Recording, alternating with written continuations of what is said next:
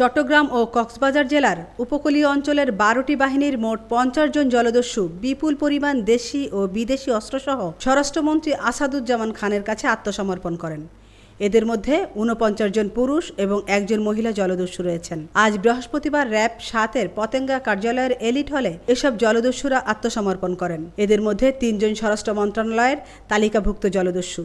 এই ৫০ জন জলদস্যুর একনালা বন্দুক ৩৫টি, SBBL ১৮টি, ওয়ান শুটার গান ১৭টি, দুই নালা বন্দুক ১টি, পিস্তল ১টি, রিভলভার ১টি, বিদেশি পিস্তল ৩টি, SMG ১টি, এয়ারগান ২টি সহ মোট ৯০টি অস্ত্র এবং ৪টি ওয়াকিটকি সহ ২৮৩ রাউন্ড গুলি ও কার্তুজ জমা দিয়েছে।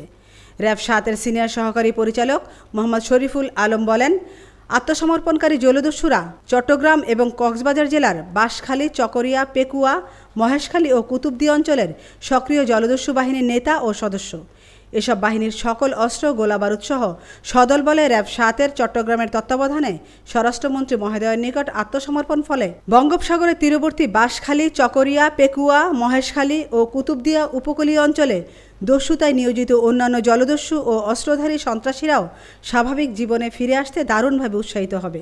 এছাড়া গত ২০১৮ এবং ২০২০ সালে ৭৭ জন জলদস্যু র্যাবের কাছে আত্মসমর্পণ করে স্বাভাবিক জীবন ফিরে এসে সরকারি ও বেসরকারি প্রণোদনায় পুনর্বাসিত হয়, যার ফলে বাঁশখালী, চকরিয়া, পেকুয়া, মহেশখালী, কুতুবদিয়া অঞ্চলে বিভিন্ন জলদস্যু বাহিনীর অপতৎপরতা বহুলাংশে হ্রাস পেয়েছে।